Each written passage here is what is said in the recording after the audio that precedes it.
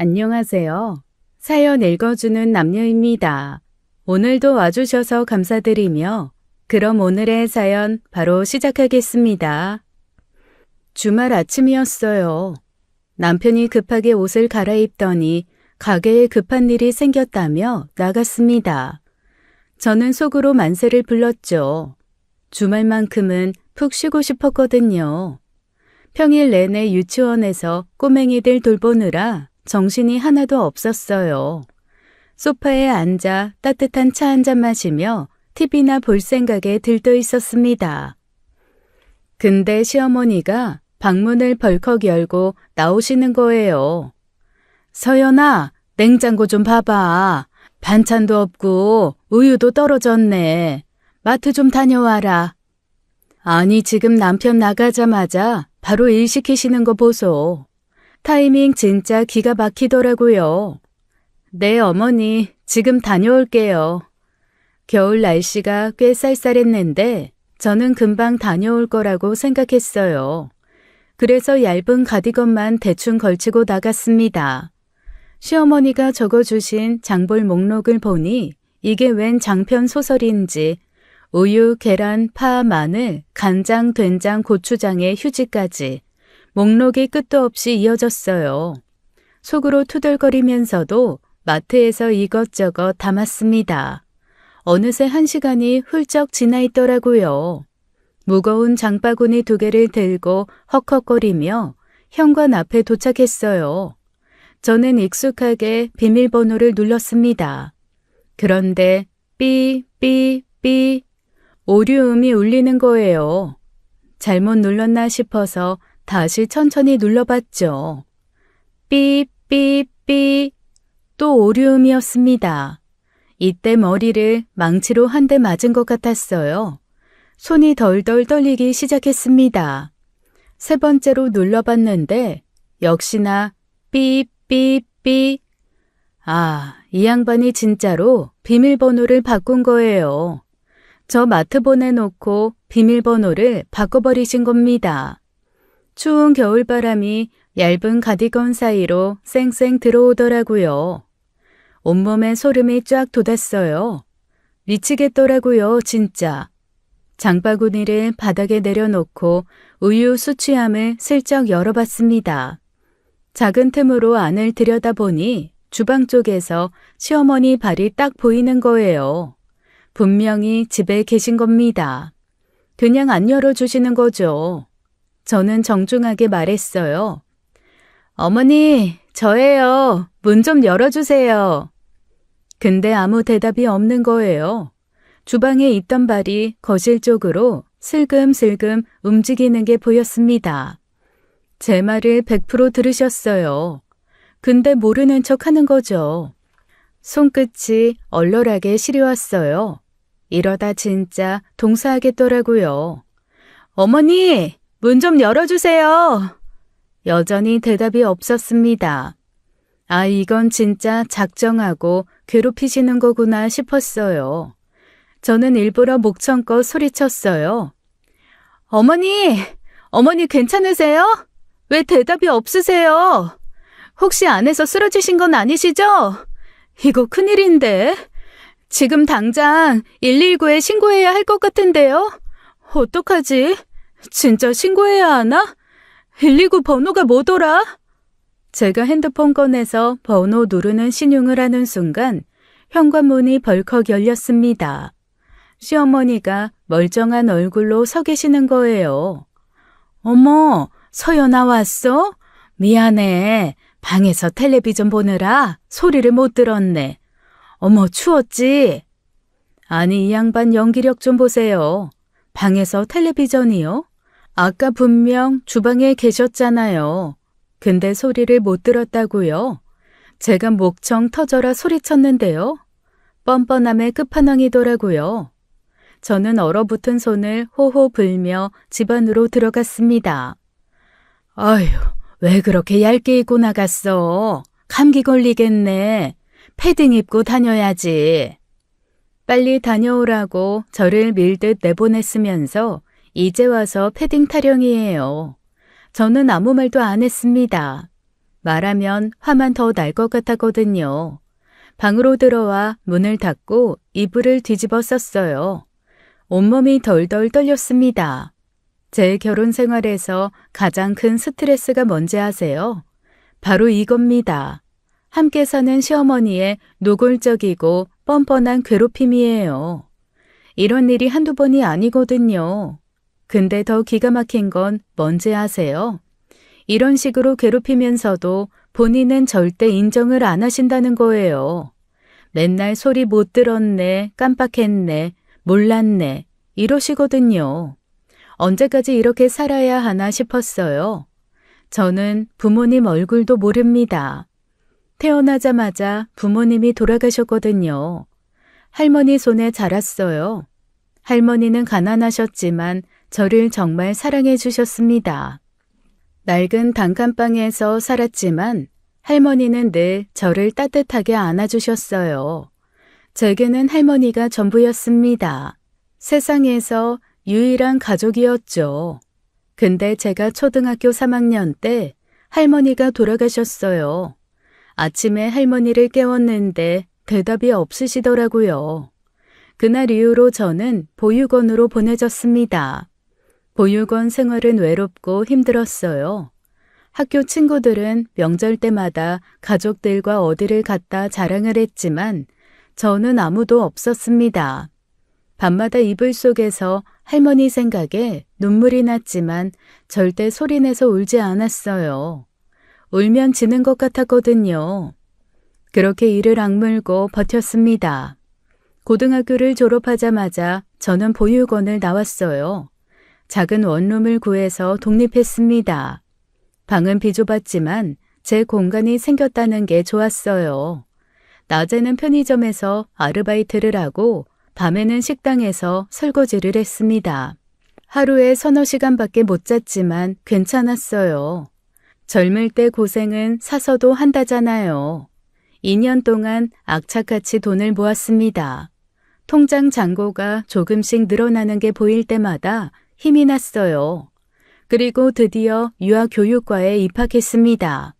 제 꿈은 유치원 선생님이었거든요. 대학 4년 내내 저는 학비랑 생활비를 혼자 벌었어요.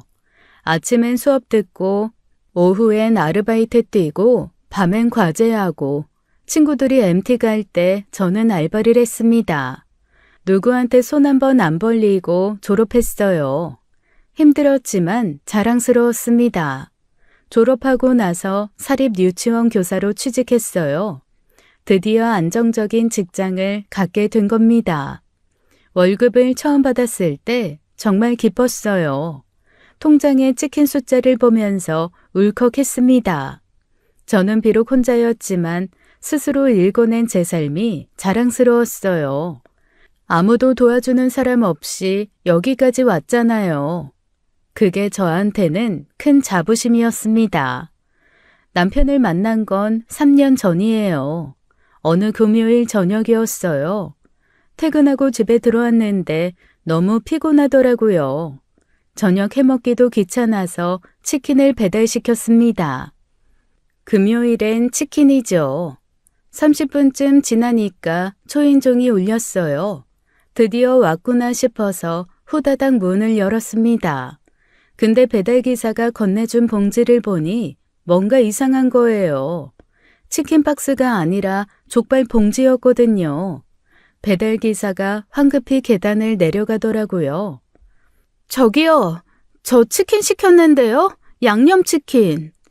저는 급하게 배달기사를 뒤따라 내려갔습니다. 그런데 아래층에서 웬 남자가 나와서 두리번거리고 있는 거예요. 남자 손에는 치킨 봉지가 들려 있었습니다. 저 족발 시켰는데 치킨이 이거 제 거 아닌 것 같은데. 저랑 그 남자랑 눈이 딱 마주쳤어요. 서로 어이없다는 표정으로 웃음이 났습니다. 배달기사가 실수로 음식을 바꿔 배달한 거였어요. 근데 치킨도 되게 맛있어 보이는데요. 냄새도 좋고 족발도 맛있어 보이고 둘 다 먹고 싶네. 저도 슬쩍 족발 봉지를 보니까 진짜 맛있어 보이더라고요. 보쌈에 막국수까지 세트로 들어있는 거예요. 저도 족발 완전 먹고 싶긴 한데. 그럼 우리 반반 나눠 먹을까요? 저도 치킨 진짜 먹고 싶거든요. 이왕 이렇게 된 거 반반하면 둘 다 먹을 수 있잖아요. 저는 잠깐 고민했어요. 근데 뭐 나쁠 거 없잖아요. 좋아요. 그럼 반반씩 나눠요. 오케이, 잠깐만요. 제가 그릇 좀 가져올게요. 금방 올게요. 남자가 후다닥 집으로 들어갔다가 그릇이랑 비닐봉지를 들고 내려왔어요. 우리는 계단 한쪽에 앉아서 치킨이랑 족발을 반씩 나눠 담기 시작했습니다. 치킨은 다리 1개, 날개 1개씩 하면 되겠네요. 좋아요. 족발도 반으로 나누고 막국수도 반씩 나눠요. 야채도 똑같이요. 그렇게 음식을 나누면서 자연스럽게 대화가 오갔어요. 서로 웃음도 많이 났고요. 저 혼자 사는데 금요일마다 배달시켜 먹거든요. 요리는 못해서. 저도요. 요리하기 귀찮아서 맨날 시켜 먹어요. 혼밥 전문가죠. 아, 그럼 다음에도 이렇게 음식 시켜서 반반 나눠 먹을까요? 연락처 알려주시면 제가 연락드릴게요. 괜찮으시면요. 솔직히 좀 뜬금없긴 했는데 나쁜 느낌은 아니었어요. 웃는 얼굴도 괜찮아 보였고요. 좋아요. 여기 제 번호예요. 그렇게 연락처를 주고받았습니다. 그 남자는 다음 주에 바로 연락을 했어요. 우리는 자주 만나서 맛집을 찾아다니며 먹방 데이트를 했습니다. 1년 동안 연애하다가 결혼을 결심하게 됐어요. 그게 지금의 제 남편입니다. 결혼을 위해 남편이랑 시어머니 집으로 인사를 갔어요. 남편은 홀어머니 밑에서 자란 외아들이었어요.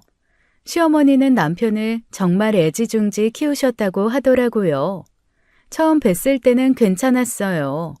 시어머니가 차도 내주시고 이것저것 물어보셨거든요. 부모님은 뭐 하시니? 어머니, 저는 부모님이 안 계세요. 어릴 때 할머니 손에서 자랐고요. 그 순간 시어머니 표정이 싹 변하더라고요. 웃던 얼굴이 얼음장처럼 굳어졌습니다. 뭐? 그럼 구하라는 거니? 네, 그렇습니다. 이건 안 돼. 결혼 안 돼. 딱 잘라 말씀하시는 거예요. 엄마, 그게 무슨 말이야? 내가 널 어떻게 키웠는데 고아 출신이라니 이건 절대 안 돼. 엄마, 서연이가 뭘 잘못했어? 부모님 없는 게 서연이 잘못이야? 무슨 쌍팔년도도 아니고 고작 그런 이유로 갑자기 반대를 해요. 그것도 서연이 있는 앞에서 서연이 민망하게. 남들은 그 이야기 들으면 위로를 해줘. 힘들었겠다고. 그런데 엄마는 무슨? 이놈의 새끼가 안 돼. 절대 안 돼. 어머니, 제가 정말 잘할게요. 제 역시 내조 잘하겠습니다. 허락해 주세요. 저희가 계속 설득했지만 시어머니는 끝까지 반대하셨어요. 그러다 갑자기 시어머니가 테이블 위에 있던 커피를 집어 드시더니 제게 확 뿌리시는 거예요. 근데 제가 어렸을 때부터 운동신경이 정말 좋았거든요. 저도 모르게 반사적으로 몸을 확 옆으로 피했습니다.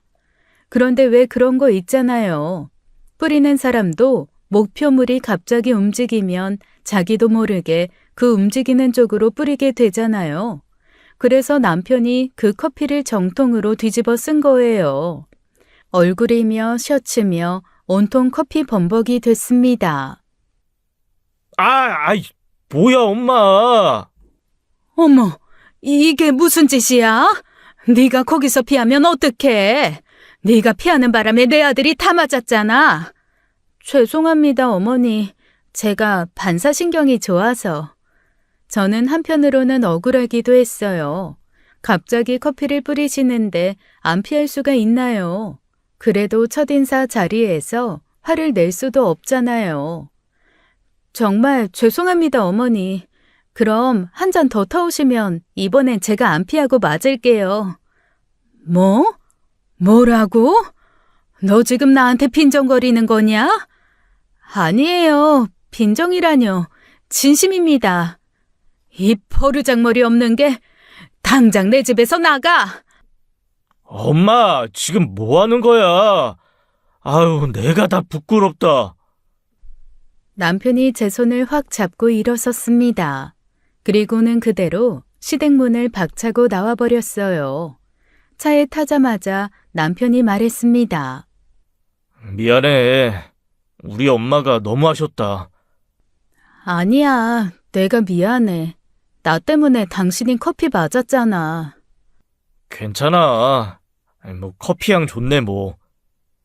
남편 얼굴이며 셔츠가 엉망이었지만 저를 먼저 걱정해 주더라고요. 그 모습에 남편이 고마웠습니다. 남편은 시어머니한테 허락해 줄 때까지 단식하겠다고 선언했어요. 근데 정작 자기 자취방에서 밥은 잘만 먹더라고요. 제가 남편 집에 놀러 갔는데 냉장고에 반찬 가득하고 밥솥에 밥 해놓은 거 보고 기가 막혔습니다. 단식한다며? 단식하고 있어. 엄마 앞에서만 안 먹는 거지. 여기서 먹어야지. 그게 무슨 단식이야. 엄마가 모르면 되는 거 아니야? 처음엔 시어머니도 걱정하시며 기함을 하셨대요. 아들이 굶는다고 난리를 치셨다고 합니다.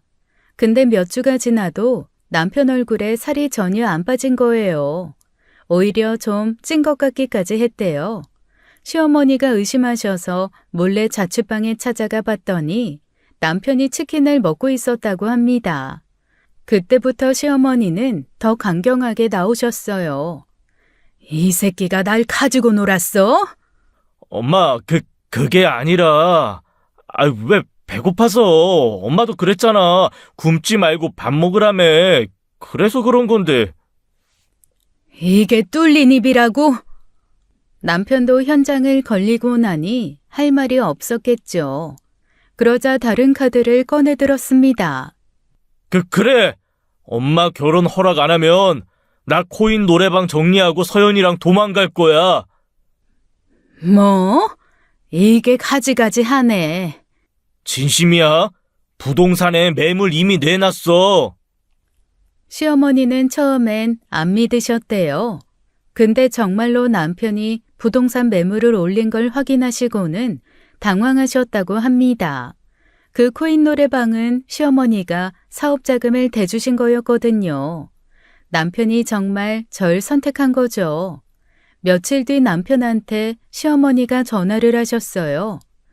알았다. 결혼해. 진짜요? 엄마 고마. 대신 조건이 있어. 무슨 조건? 뭔 아들이 결혼을 하는데 조건을 걸어. 결혼하고 나랑 같이 살아야 돼. 그 애가 집안 살림에 대해 뭐 배운 게 있겠어. 내가 며느리 교육 시켜야겠다. 남편은 제게 그 조건을 말했어요. 저는 솔직히 고민이 됐습니다. 시어머니랑 같이 산다는 게 쉬운 일이 아니잖아요. 그것도 저를 그렇게 싫어하시는 분이랑요. 서연아, 미안해. 엄마가 이런 조건을 거시는데, 너무 무리한 것 같으면 우리 그냥 도망가자. 아니야, 괜찮아. 진짜 괜찮아? 우리 엄마 좀 까다로우신 거 알잖아. 저는 한참을 생각했어요. 근데 남편이 저를 위해 사업까지 정리하려고 했잖아요. 저도 남편을 위해서 이 정도는 해줄 수 있다고 생각했습니다. 어머니가 기한을 얘기하셨어? 2년. 2년? 그럼 남자들 군대 가는 거랑 비슷하네. 나도 군대 간다고 생각하고 참아볼게. 서연아. 괜찮아. 2년 정도는 할 수 있어. 남편이 미안한 표정으로 제 손을 꼭 잡았어요. 고마워. 미안하고. 2년만 참아줘. 내가 보상할게. 보상은 무슨, 우리 결혼하는 거잖아. 정말 고마워. 사랑해. 그렇게 저희는 결혼하기로 했습니다. 시어머니와 2년 동안 함께 살기로 한 거죠. 그때는 몰랐어요. 시어머니가 문제가 아니라는 것을요. 결혼하고 시어머니와 함께 살기 시작했습니다. 첫날부터 저는 경악했어요. 시어머니한테 강박이랑 결벽증이 있었거든요. 화장실 청소는 매일 해야 해. 여기 평균이 얼마나 많은데. 그리고 변기, 세면대, 바닥, 벽까지 소독제로 싹 닦아. 환기는 꼭 30분은 시켜야 하고. 네? 매일이요? 다 이렇게 해. 넌 안 했니? 아, 네, 알겠습니다, 어머님. 그냥 군대 선임이라 생각했어요. 2년만 참자 싶었죠. 매일 화장실 청소를 했어요. 변기를 닦고, 세면대를 닦고, 바닥을 닦고, 벽까지 닦았습니다.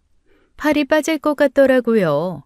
어느 날 유치원 끝나고 집에 들어왔는데 시어머니가 현관에서 기다리고 계셨어요. 서연아, 옷 벗어. 네? 밖에서 입고 온 옷은 바로 세탁해야 해. 세균이 집에 들어온다고. 빨리 벗어서 세탁기에 넣어. 지금요? 여기 현관에서요? 밖에서 벗고 들어오면 좋지만 그건 좀 그렇지. 아, 뭐하고 있어? 어서 빨리. 저는 현관에서 옷을 벗어야 했어요. 그리고 바로 세탁기를 돌려야 했습니다.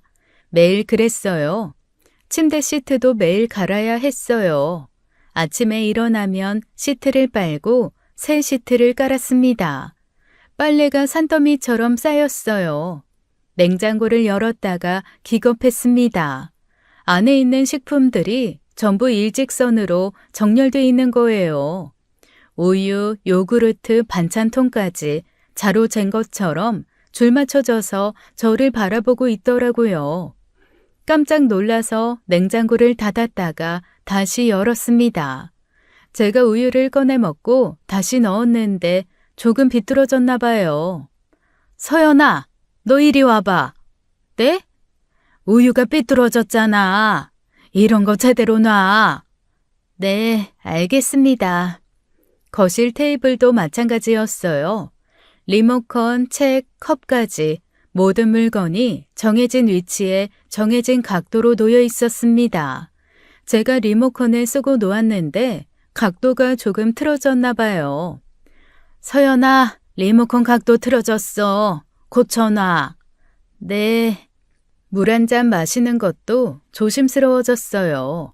컵을 꺼내서 물을 마시고 설거지를 하고 원래 자리에 정확히 놓아야 했습니다. 조금이라도 위치가 틀어지면 시어머니가 바로 알아채셨거든요. 숨 쉬는 것도 조심스러웠습니다. 집안에서 제대로 움직일 수가 없었어요. 뭘 만지면 그걸 다시 원래대로 돌려놔야 했고 조금이라도 흐트러지면 혼났습니다. 남편은 대체 여기서 어떻게 살았나 싶었어요. 남편이 퇴근하면 저는 완전히 녹초가 돼 있었어요. 유치원에서 일하고 집에 와서 청소하고 빨래하고 정리하고 말도 제대로 못할 정도로 지쳐 있었습니다. 처음엔 단순히 2년만 참으면 된다고 생각했거든요. 근데 하루하루가 너무 길더라고요. 하지만 제가 좀 악바리 근성이 있어요. 저는 결심했어요. 이를 악물고 시어머니보다 더 완벽하게 해내기로요. 지는 건 싫었거든요. 화장실 청소를 할 때 머리카락 한 올까지 남김없이 치웠습니다. 거울에 물방울 하나 없이 닦아냈어요. 세면대 배수구까지 칫솔로 박박 문질렀습니다. 오, 화장실 깨끗하네. 물건 각 맞추기도 시어머니보다 더 정확하게 했어요. 거실 테이블 위 리모컨, 컵, 책을 밀리미터 단위로 맞췄습니다. 장롱한 옷도 완벽하게 색깔별, 계절별로 구분해서 정리했어요. 제가 결벽증 귀신에 빙의한 것처럼 했어요. 남들이 볼 땐 미친 사람처럼요. 사실 제게 비밀 무기가 있었거든요. 시어머니가 정리해 놓은 모든 걸 사진으로 찍어뒀습니다. 냉장고 안, 거실 테이블, 장롱 안까지 전부 사진을 찍었어요. 청소할 때마다 핸드폰으로 사진을 보면서 한치의 오차도 없이 맞췄습니다.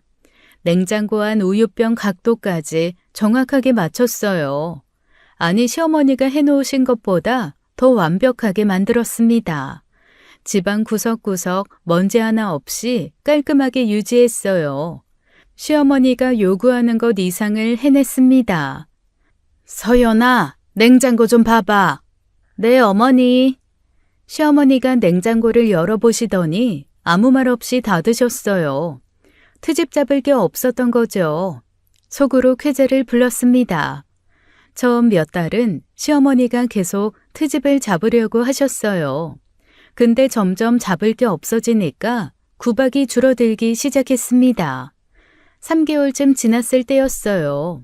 퇴근하고 집에 들어왔는데 시어머니가 저녁을 준비해 놓으신 거예요. 서연아, 저녁 먹어. 네? 어머니가 해주신 거예요? 넌 일하고 오느라 힘들지 않아. 저는 깜짝 놀랐어요. 시어머니가 처음으로 제게 밥을 차려주신 겁니다. 감사합니다, 어머니. 잘 먹을게요. 많이 먹어. 그날 이후로 시어머니의 태도가 조금씩 부드러워졌어요. 저녁을 미리 준비해 주시기도 하고 말투도 차분해졌습니다. 서연아, 오늘 유치원에서 힘든 일 없었어? 네, 괜찮았어요, 어머니. 고생 많다. 애들 돌보는 게 쉬운 일이 아닌데. 제 노력이 시어머니한테 통한 거예요. 속으로 너무 기뻤습니다. 남편도 변화를 느꼈어요. 서연아, 우리 엄마 요즘 많이 좋아지셨다? 응, 나도 느꼈어.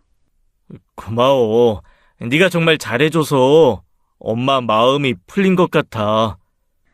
다행이야. 이제 좀 살 것 같아. 조금만 참으면 우리 분가할 수 있어. 조금만 더 힘내. 응, 할 수 있어. 저는 조금씩 희망을 품기 시작했어요. 시어머니가 저를 인정해 주시는 것 같았거든요. 앞으로 1년 반만 더 버티면 된다고 생각했습니다. 시어머니는 차츰 저를 예뻐하기 시작하셨어요. 어느덧 결혼 생활 2년이 지났습니다. 시집살이가 조금씩 나아지니까 감사했어요.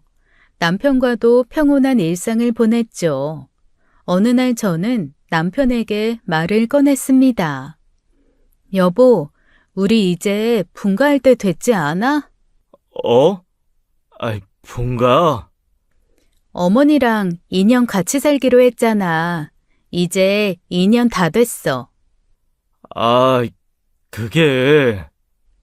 남편이 말을 흐렸어요. 뭔가 이상했습니다. 왜? 무슨 일 있어? 아니야, 그냥... 여보, 솔직하게 말해줘. 무슨 일인데? 남편은 한참을 망설이다가 입을 열었어요. 사실은 가게가 잘 안 돼. 뭐? 코인 노래방? 매달 적자야.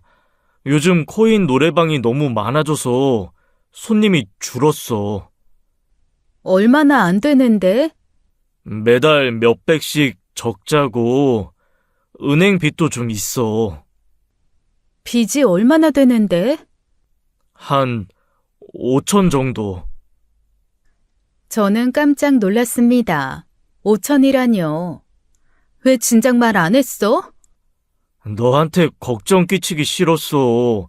내가 알아서 해결하려고 했는데. 남편의 얼굴이 많이 지쳐 보였어요. 혼자 끙끙 앓고 있었던 거죠. 바보야, 우리 부부잖아. 같이 해결하면 되지. 미안해. 미안하긴. 우리 같이 해결해보자. 어떻게? 일단 당분간 내 월급으로만 생활하자. 당신 가게 수입은 전부 빚 갚는 데 쓰고. 그래도 돼? 당연하지. 우리 같이 사는 거잖아. 고마워. 저는 통장을 확인해 봤어요. 그동안 모아둔 저축이 좀 있었습니다. 여보, 내 저축으로 빚 일부 갚자. 뭐? 안 돼. 그건 네 돈인데. 우리 돈이지. 빨리 빚부터 줄여야 이자라도 덜 나가. 서연아, 정말 미안해. 미안해하지 마. 우리 같이 이겨내자. 남편은 처음엔 계속 거부했어요. 제 돈을 쓰기 미안하다고 했습니다. 당신이 나한테 코인 노래방 정리하고 도망가겠다고 했잖아. 그때 나 때문에 큰 결심한 거 알아. 이번엔 내가 당신 도울 차례야.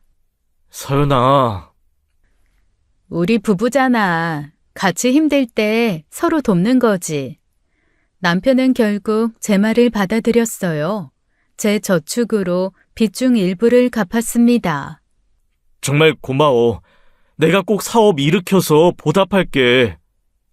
그래, 천천히 해. 우리 같이 힘내자. 미안하고 고마워. 남편이 제 손을 꼭 잡았어요. 힘들었지만 우리가 함께라면 이겨낼 수 있다고 생각했습니다. 분가는 좀 더 미뤄야 할 것 같았어요. 하지만 괜찮았어요. 그땐 시어머니께서 제게 잘해주시니 시집살이가 크게 힘들진 않았거든요. 하지만 시어머니가 변했습니다. 남편의 사업이 계속 안 풀리자 시어머니 태도가 변하기 시작했어요. 재혁이가 이렇게 힘든 게 다 누구 때문인지 알아? 네? 처가가 있었으면 이럴 때 도와줬을 거 아니냐. 그런데 네가 고아 출신이라 도와줄 사람이 없잖아. 어머니, 제가 제 저축으로 빚도 갚아줬어요. 몇 푼 안 되는 걸로 너 생색내냐? 어머니, 말씀이 내가 사람을 잘못 들였어. 그래서 내 아들이 이렇게 고생하는 거야. 제가 뭘 잘못했다는 건지 모르겠더라고요. 남편 사업이 안 되는 게 제 잘못인가요? 그날부터 시어머니는 다시 저한테 트집을 잡기 시작했어요. 서연아, 화장실 청소 제대로 했어? 다시 해. 어머니, 제대로 했어요. 냉장고도 엉망이네. 이게 뭐야? 각도도 안 맞고. 네, 다시 할게요. 거실 정리도 제대로 안 됐어. 먼지 쌓였잖아. 넌 이게 안 보이니? 매일 트집을 잡으셨어요. 아침에 일어나면 화장실 청소부터 시작했습니다. 유치원 가기 전에 집안 정리를 했어요. 퇴근하고 오면 또 청소하고 정리했습니다. 온몸이 파김치가 됐어요. 서연아, 너 요즘 피곤해 보여. 아니야, 괜찮아. 얼굴이 안 좋은데? 일이 좀 바빠서 그래. 걱정 마. 남편한테는 말하지 않았어요. 남편이 가게 일로 스트레스 받고 있는데 제가 시어머니 때문에 힘들다고 하면 더 걱정할 것 같았거든요. 그러던 어느 날이었어요. 시어머니가 갑자기 저를 불러 세우셨습니다. 서연아, 내가 점 보고 왔어. 네? 우리 재혁이 일이 너무 안 풀려서 점집 갔더니 다 이유가 있더라고. 무슨 이유요? 너랑 재혁이랑 궁합이 안 맞대. 네가 재혁이 길을 다 막고 있다는 거야. 어이가 없었어요. 무슨 21세기의 궁합 타령인지. 어머님, 그 말을 믿으세요? 그럼 믿지. 그러니까 너 이혼해라. 네? 귓구녕이 막혔어?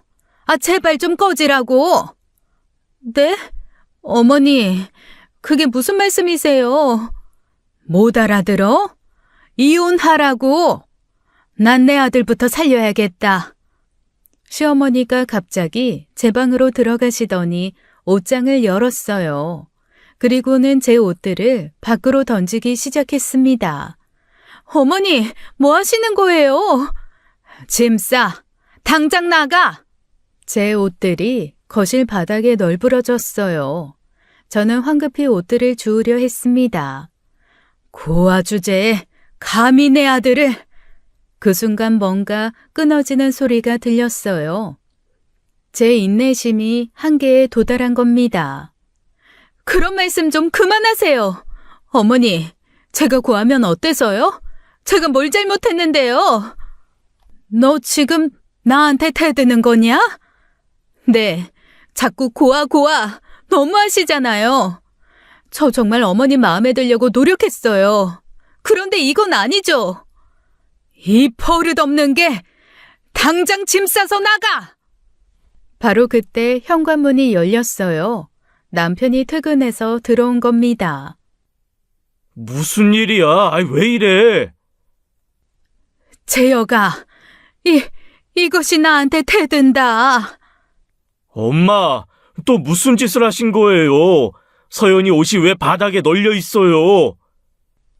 얘 때문에 네가 힘든 거야. 궁합이 안 맞아서 네 기가 막힌다고. 엄마, 무슨 말도 안 되는 소리를 하세요. 갑자기 무슨 궁합 타령이에요. 그런 거 안 믿으시잖아요. 이제 믿는다. 그러니까 이혼해야 한다고. 네? 이혼 안 해요. 무슨 말도 안 되는... 엄마, 이제 우리 나갈게요. 뭐? 분가할게요. 이제 저도 못 참겠어요. 네가 무슨 돈으로 나가? 빚도 있는 주제에. 방 2칸짜리 월세집이라도 구해서 나갈 거예요. 여기서 이렇게 사는 것보다 훨씬 마음 편할 것 같네요. 이 새끼가? 서연아, 가자. 남편이 제 손을 잡고 집을 나왔어요. 편의점으로 가서 맥주를 샀습니다. 벤치에 앉아 맥주를 마셨어요. 미안해. 내가 못나서. 아니야, 괜찮아. 괜찮긴 뭐가 괜찮아. 우리 엄마가 저러는데. 당신도 힘들잖아. 우리 나가자. 내가 뭐라도 해서 집 구할게. 우리 힘내자. 남편과 저는 맥주를 마시며 서로를 위로했습니다. 힘들었지만 우리가 함께라서 다행이라 생각했어요. 다음 날부터 저는 집을 알아보기 시작했어요. 퇴근하고 부동산을 돌아다니며 전셋집을 찾아봤습니다. 전세 대출이라도 받아서 이사를 가야겠다고 생각했거든요. 며칠 동안 여러 집을 봤어요. 작은 투룸이지만 저희가 살만한 집을 찾았습니다. 그날 저녁 집에 돌아왔어요. 어머니가 거실에 앉아 계셨습니다. 앉아봐라. 네, 어머니. 너희들 나간다며? 네, 그럴 생각이에요. 그래, 나가. 근데 한 가지만 약속해라. 무슨 약속이요? 너 절대 임신하지 마라. 네? 나가서 살더라도 애는 절대 낳지 마. 네 더러운 유전자는 필요 없어. 그 순간 온몸이 얼어붙었어요. 숨이 막혔습니다. 고아 DNA 받은 애가 태어나면 우리 집안 망해. 그러니까 애는 절대 낳지 마. 저는 시어머니를 멍하니 바라봤어요. 입이 떨어지지 않았습니다. 지금까지 온갖 구박을 다 받았어요. 화장실 청소하고 물건 각도 맞추고 트집 잡히고 고아라고 무시당하고 집안 망친다고 욕먹고 그래도 다 참았어요. 남편 때문에 2년만 버티면 된다는 생각에. 근데 이 말만큼은 참을 수가 없었습니다. 어머니, 왜? 어머니가 왜 갑자기 이렇게 변하셨는지 모르겠어요. 제가 뭘 그렇게 잘못했는지도 모르겠는데요. 근데 사람이 그런 말은 하면 안 되는 거예요. 아무리 저를 싫어하셔도 그런 말씀은 너무 하시는 거 아니에요? 어머님 나중에 돌아가시면 제 역시도 고아되는 거예요. 뭐? 이게 네가 지금 나한테 네, 말씀드리는 거예요. 그러니까 어머님도 그런 말씀 하시면 안 됩니다. 저는 방으로 들어갔어요. 손이 떨렸습니다. 눈물이 주르륵 흘러내렸어요. 더러운 유전자라니요. 애를 낳지 말라니요. 제가 부모 없이 태어난 게 제 잘못인가요? 할머니 손에서 자란 게 잘못인가요? 핸드폰을 집어들었습니다. 부동산에 전화를 걸었어요. 사장님, 저예요. 오늘 봤던 그 집이요. 내일 계약하고 싶어요. 아, 네, 알겠습니다. 내일 몇 시에 갈 수 있을까요? 오전 10시 어때요? 네, 그 시간에 갈게요. 전화를 끊고 이불을 뒤집어 썼어요. 남편이 퇴근하면 오늘 있었던 일을 말해야겠다고 생각했어요. 더 이상은 못 참겠더라고요. 이제 정말 나가야 했습니다. 하루라도 빨리요. 이사 나가기 전날이었어요. 짐을 거의 다 쌌습니다. 시어머니가 갑자기 저를 불렀어요. 서연아, 너 이리 와봐. 너 정말 이혼 안 할 거야? 네, 안 해요. 내가 몇 번을 말했잖아. 네가 재혁이 옆에 있으면 재혁이한테 안 좋은 기운이 간다고. 어머니, 대체 왜 갑자기 이러세요? 전에는 저 예뻐해 주셨잖아요. 그건 그때고 지금은 지금이야. 어서 이혼해. 싫다고 했잖아요. 전 재혁 씨 사랑해요. 절대 이혼 안 해요. 그 순간 시어머니가 제 뺨을 확 때렸어요. 뺨이 화끈거렸습니다. 저는 뺨을 맞고도 눈을 똑바로 뜨고 시어머니를 노려봤어요. 어머니 아들이 이런 거 알면 어머님한테 얼마나 실망할까요? 뭐? 네가 지금 저 2년 동안 참고 살았어요. 근데 이제 더는 못 참겠어요. 이 버릇없는 게! 시어머니가 할 말을 잃은 표정을 지었어요. 저는 방으로 들어가 버렸습니다. 밤 10시쯤 남편이 퇴근했어요. 서연아, 무슨 일 있어? 얼굴이 왜 그래? 여보, 나 할 말 있어. 말해봐. 저는 그동안 참아왔던 시어머니의 만행을 전부 이야기했어요. 매일 트집 잡혔던 것, 고아라고 무시당한 것, 더러운 유전자라고 욕먹은 것, 애 낳지 말라고 한 것, 오늘 뺨 맞은 것까지. 남편은 충격받은 표정으로 제 이야기를 들었습니다. 뭐? 엄마가 그런 짓을 했어? 응, 나 이제 분가하고 나면 어머니 다시 못 볼 것 같아. 그래, 다시 볼 필요 없어. 미안해. 당신 엄마인데. 미안하긴 내가 미안하지. 네가 이렇게 고생하는 줄도 모르고. 남편이 제 뺨에 얼음찜질을 해줬어요. 그리고 밤새 저를 안아줬습니다. 다음 날 우리는 시어머니 집을 나왔어요. 시어머니는 저희를 배웅하지 않으셨습니다. 그렇게 드디어 분가를 했어요. 집은 작았어요. 투룸에 화장실 하나. 근데 마음은 편했습니다. 이제 단둘이 눈치 안 보고 살 수 있잖아요. 서연아, 우리 여행 갈까? 여행? 아이, 너 힘들었잖아. 이제 둘이서 힐링 좀 하자. 좋아. 어디 갈 건데? 캠핑 가자. 내가 좋은 데 알아. 캠핑? 엄마 때문에 못 갔잖아. 이제 갈 수 있겠네. 좋아. 근데 지금 겨울인데 괜찮아? 캠핑은 겨울이 더 좋지. 진짜 캠핑의 참맛은 겨울 캠핑이야. 추울 것 같은데. 걱정 마. 나 겨울 캠핑 경험 많아. 나만 믿어. 남편이 자신감 넘치게 말했어요. 잠깐만. 남편이 창고를 열더니 캠핑 장비를 꺼내기 시작했어요. 텐트, 침낭, 난로, 랜턴, 코펠, 버너. 장비가 어마어마하게 많았습니다. 남편이 장비를 하나하나 점검했어요. 텐트 펴보고 침낭 확인하고 난로 작동하는지 봤습니다. 익숙한 손놀림이었어요. 저는 남편이 준비하는 모습을 보며 기대감이 생겼습니다.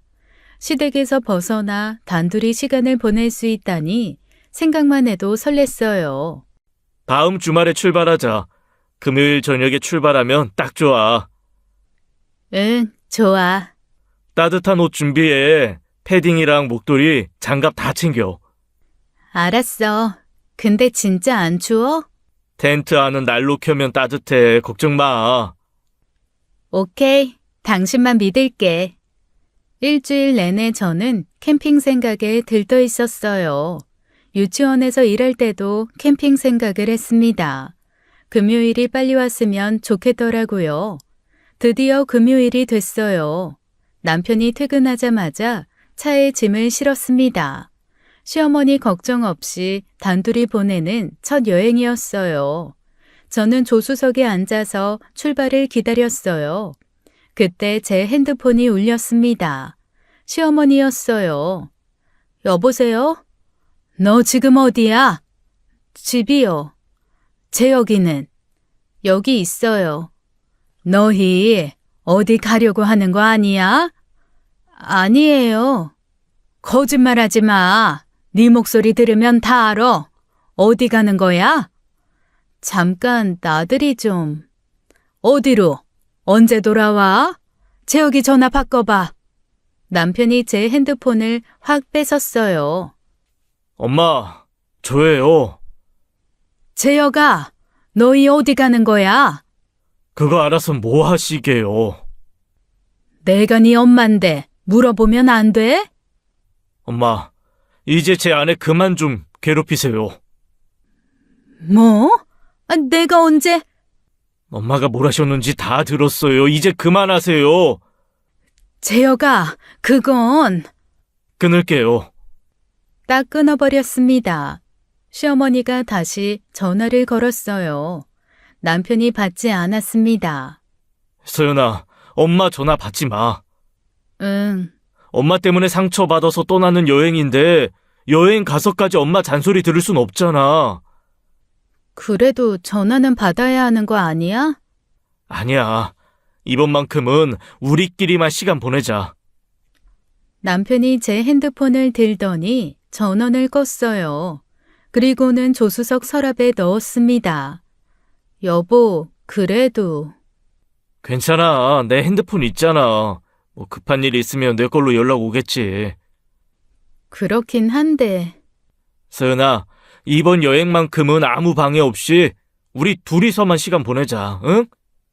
남편이 제 손을 꽉 잡았어요. 그동안 엄마 때문에 너무 힘들었잖아. 이번엔 진짜 힐링하자. 응, 알았어. 차가 출발했어요. 도시를 벗어나 고속도로로 들어섰습니다. 창밖으로 풍경이 스쳐 지나갔어요. 기분 좋지? 응, 오랜만에 나들이 나오니까 좋다. 그치? 우리 제대로 놀다 오자. 응. 시어머니 걱정은 뒤로 하고 싶었어요. 이번 여행만큼은 남편과 단둘이 행복한 시간을 보내고 싶었습니다. 남편이 노래를 틀었어요. 경쾌한 음악이 차 안을 가득 채웠습니다. 저도 따라 부르며 웃었어요. 우리는 설레는 마음으로 캠핑장을 향해 달렸습니다. 캠핑장에 도착했어요. 남편이 텐트를 치고 저는 짐을 날랐습니다. 삼겹살을 구워 먹고 소주도 한잔 했어요. 오랜만에 행복했습니다. 맛있지? 응, 완전 맛있어. 여기 공기도 좋고 완전 힐링이지? 응, 진짜 좋다. 별이 쏟아질 것 같았어요. 도시에서는 볼 수 없는 별들이 가득했습니다. 남편과 별을 보며 이야기를 나눴어요. 밤이 깊어졌습니다. 텐트 안으로 들어갔어요. 침낭을 깔고 누웠는데 너무 추웠습니다. 여보, 춥다. 그치. 겨울이라 그래. 잠깐만. 남편이 난로를 꺼냈어요. 텐트 안에 난로를 켜기 시작했습니다. 여보, 텐트 안에서 난로 켜도 돼? 위험하지 않아? 괜찮아. 난 노지 캠핑 마스터야. 겨울 캠핑 경험 많거든. 그래도 불나면 어떡해. 아유, 걱정 마. 환기도 하고 있고 문제 없어. 남편이 자신 있게 말했어요. 난로가 켜지자 텐트 안이 따뜻해졌습니다. 따뜻한 텐트 안에서 편안하게 잠이 들었어요. 남편 품에 안겨서 깊은 잠에 빠졌습니다. 한밤중이었어요. 눈을 뜨려고 했는데 눈꺼풀이 무거웠습니다. 몸이 제대로 움직이지 않았어요. 머리가 무겁고 어지러웠습니다. 의식이 흐릿했어요. 남편을 부르려고 했는데 목소리가 나오지 않았습니다. 입이 떨어지지 않았어요. 소리를 내려고 했지만 아무 소리도 나지 않았습니다. 온몸에 힘이 빠졌어요. 다시 깊은 잠에 빠져들었습니다. 의식이 점점 멀어졌어요. 눈을 떴어요. 낯선 천장이 보였습니다. 하얀 천장, 형광등, 의료기구들. 병원이었어요. 의사가 다가왔습니다. 정신 드셨어요? 다행입니다. 여기가 어디죠? 병원입니다. 일산화탄소 중독으로 실려오셨어요. 일산화탄소 중독이요? 네, 위험한 상태였는데 다행히 살아나셨습니다. 머리가 멍했어요. 남편이 생각났어요. 그때 문이 열리고 경찰이 들어왔습니다. 강소연 씨? 네. 그런데 재혁 씨는요? 제 남편이요. 저랑 같이 있었는데 재혁 씨는 괜찮아요? 네, 괜찮습니다. 말씀드리기 힘든 내용인데요. 남편분이 부인을 살해하려 한 것으로 보입니다. 네? 무슨 소리세요? 남편 윤재혁 씨가 부인 몰래 생명보험을 여러 건 가입했습니다. 그리고 보험금을 타기 위해 이번 캠핑을 계획한 것으로 보입니다. 네? 무슨 말도 안 되는 소리를. 말도 안 돼요. 그럴 리가 없어요. 텐트 안에 난로를 켜놓고 환기를 막았습니다. 일산화탄소 중독으로 사망하게 만들려던 거죠. 온몸이 얼어붙었어요. 숨이 막혔습니다. 아니에요. 저희 남편 그런 사람 아니에요. 시어머니이신 한명희 씨가 급하게 신고하셨습니다.